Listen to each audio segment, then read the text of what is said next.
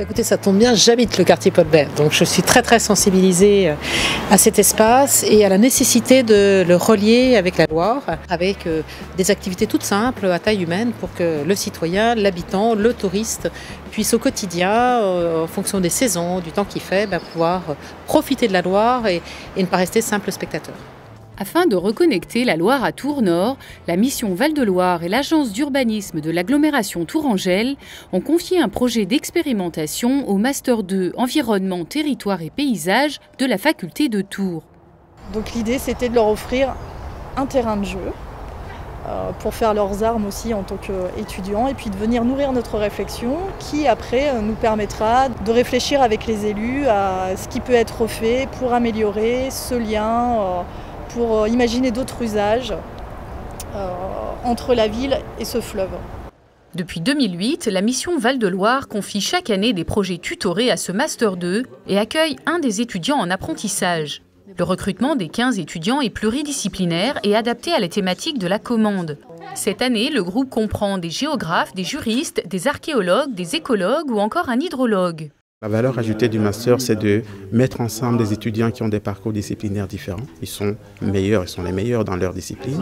Et ensuite, on va leur appliquer un vernis commun composé d'un subtil dosage entre la géographie et le droit. Donc tout ça pour que, bien sûr, le territoire vive et qu'il prenne en compte l'environnement qui est le socle quelque part du territoire.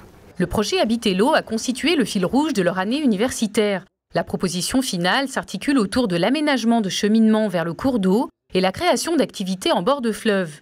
Des cheminements directs convergent vers le pont Wilson et le pont de Fil, et des itinéraires plus sinueux empruntent les espaces verts et les escaliers, largement utilisés avant l'ère du tout automobile. 3 circuits de découverte ont également été conçus.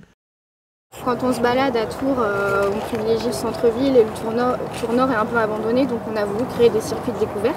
Et donc dans nos 3 circuits, il y en aura un qui passera par le parc Saint-Radegonde, et donc oui, qui remonte ensuite. Donc qui fera la liaison entre Paul Bert et ici la piscine, le bras. Voilà.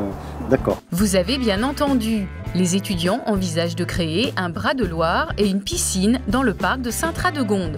Donc l'idée, ce serait de réintroduire vraiment le fleuve en prolongeant un bras de Loire qui s'intégrerait dans le parc et qui irait par là et qui prendrait fin au niveau des terrains de tennis à l'entrée du parc ouest. La piscine sera où exactement? Elle sera par ici en fait, on avait dit. Elle fera quelle taille, Jeanne? On pensait la faire pour un diamètre de 20 mètres. Figurez-vous que l'idée n'est pas du tout saugrenue. Elle renoue avec l'époque où Saint-Radegonde était une île séparée de la berge et une véritable station balnéaire avec une plage et des bateaux-bains.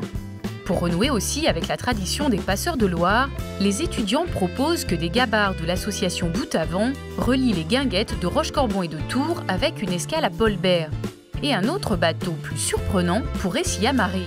On avait comme projet d'installer une péniche en face du quai Paul Bert qui serait en fait une salle de concert et de spectacle. L'offre de salles de concert et spectacle à Tours n'était pas très riche, surtout à Tours-Nord. Du coup, essayer d'emmener les gens à Tours-Nord pour cette raison. Tous ces projets, ainsi qu'un marché d'artisans sur le quai Paul Bert, ont reçu un accueil très positif de l'agence d'urbanisme. La question de pouvoir se rebaigner dans la Loire, la question de pouvoir offrir des parcours découvertes à mi-pente, en haut et pied de coteau, ça nous paraît des choses qui sont des interventions très fines, tout à fait transposables dans la réalité.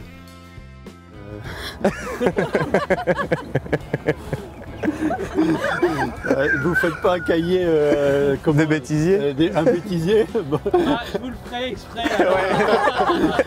Ouais, merci.